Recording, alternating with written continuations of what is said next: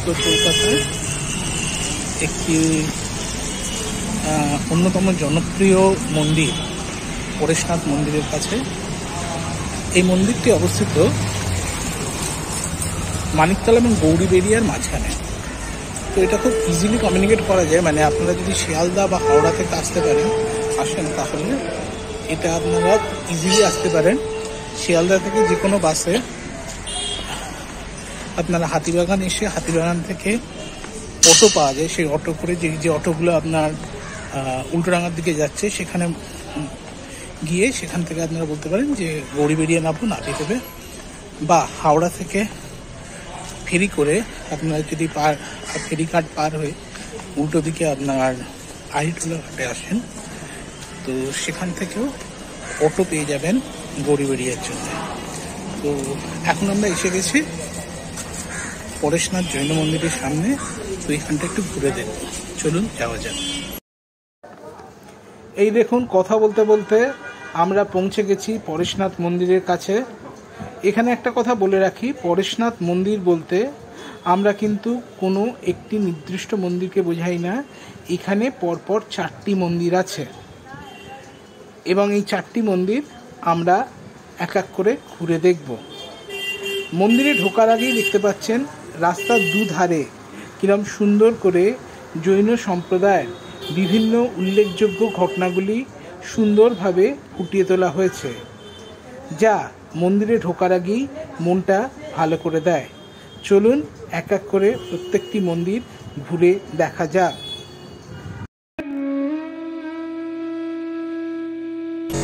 মন্দিরের চারপাশে বাগান এবং মন্দির রয়েছে, যা সুন্দর শ্বেত পাথর দিয়ে সাজানো।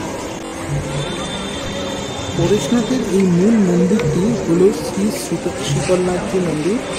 শ্রী শীতলনাথজি ছিলেন দশম জৈন তীর্থঙ্কর। মন্দিরের চারপাশে দেখছেন বিভিন্ন রকম বসার জায়গা রয়েছে। তো বিকেলবেলা, বিশেষ করে এই গরমের বিকেলে বহু মানুষ এখানে আসেন এবং এই পাশটা বসেন চারপাশে।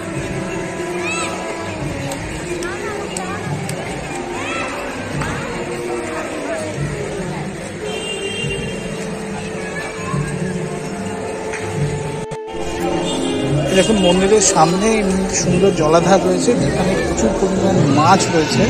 আমার মনে হচ্ছে আমরা ছোটবেলায় বহুবার এখানে এসেছি এবং এখানে মাছকে খাবার দিতাম।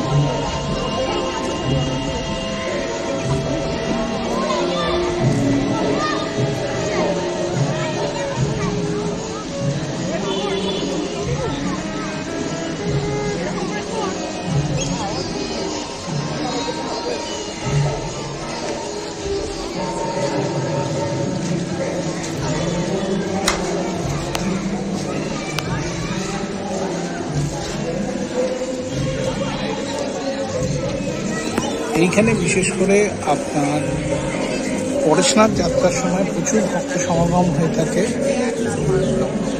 এছাড়াও বছরের বিভিন্ন সময় বিভিন্ন রকম জৈন উৎসবে এখানে ভক্ত সমাগম হয়ে থাকে।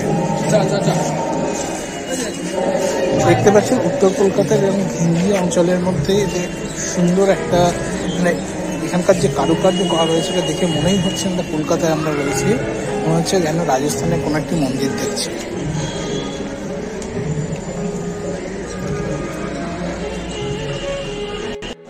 এই দেখুন, মন্দিরের সামনে কি সুন্দর বাগান করা রয়েছে, বাগান সাজানো রয়েছে।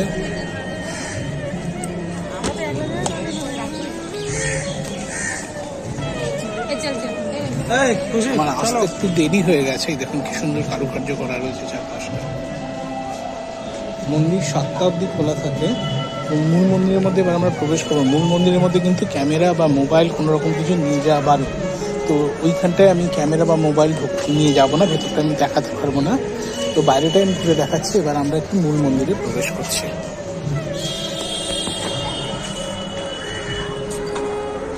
এই যে এইখানে সিঁড়ি রয়েছে, এখান থেকে মূল মন্দিরে যাওয়ার রাস্তা। আমরা মূল মন্দিরটি দর্শন করে এলাম। মূল মন্দিরটি সত্যি অনেকদিন বাদে এলাম আবার। মূল মন্দিরটি সত্যি অসাধারণ, মানে কাঁচ আর পাথরের যে অসাধারণ কাজকর্ম করা রয়েছে তা এক কথা অনবদ্য। তো মূল মন্দিরের ভিতরে যেহেতু মোবাইল বা ক্যামেরা অ্যালাউ করে না, সেই জন্য আপনাদের কিছু দেখাতে পারলাম না। তো চলুন পরবর্তী মন্দিরগুলো ঘুরে দেখি আমরা। এবারে আমরা দ্বিতীয় মন্দির, যা চন্দ্রপ্রভুজি মন্দির নামে পরিচিত, সেখানে প্রবেশ করছি। দেখছেন, মন্দিরটি দেখলেই মনে হবে অনেক পুরনো এবং মন্দিরটিতে খুব সম্ভবত খুব বেশি সংস্কারের কাজ হয়নি। মন্দিরটি ঢোকার সময় দুধারে সুন্দর ফুলের বাগান রয়েছে। আমরা যখন ঢুকেছি মন্দিরের মধ্যে, তখন সবে বিকেল হচ্ছে এবং সেই সময় মন্দিরের শোভা খুব সুন্দর দেখতে লাগছিল। মন্দিরে ঢোকার মুখেই দুটি বড় বড় শ্বেত পাথরের সিংহ রয়েছে।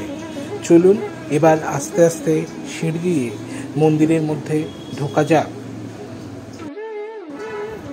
এই মন্দিরটি 1895 সালে শ্রী গণেশলাল জোহর প্রতিষ্ঠা করেন।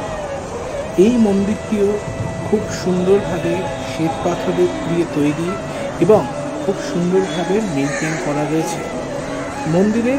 চলুন মন্দিরের গর্ভগৃহে প্রবেশ করা যাক।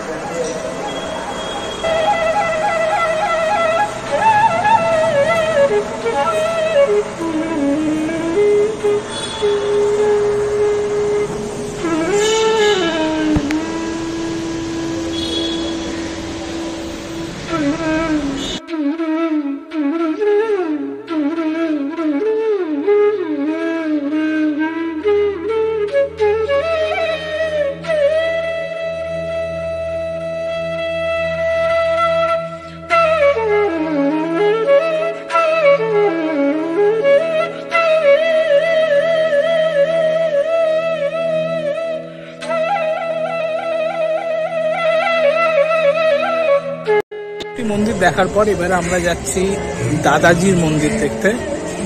চলুন যাওয়া যাক। খুব তাড়াতাড়ির মধ্যে করছি, কারণ 7টার মধ্যে এটা বন্ধ হয়ে যায় বিকেলবেলা। তো এই মন্দিরটি খুব সুন্দর কারুকার্য করা রয়েছে, চলুন ঘুরে দেখা যাক। এই হচ্ছে দাদাজি মন্দির বা দাদাজি কা মন্দির।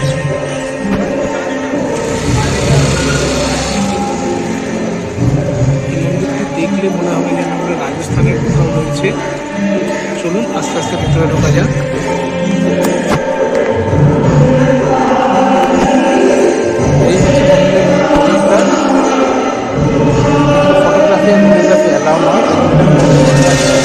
দাদাবাড়ি মন্দির বা দাদাজির মন্দিরে আছে জিন দত্ত কুশলপুরীর পদচিহ্ন, তাই এটি জৈন সম্প্রদায়ের মানুষের কাছে একটি গুরুত্বপূর্ণ জায়গা।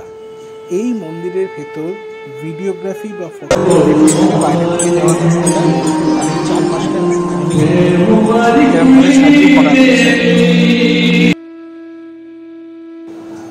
এবারে আমরা যাচ্ছি চতুর্থ মন্দির, যা মহাবীর স্বামী মন্দির নামে পরিচিত।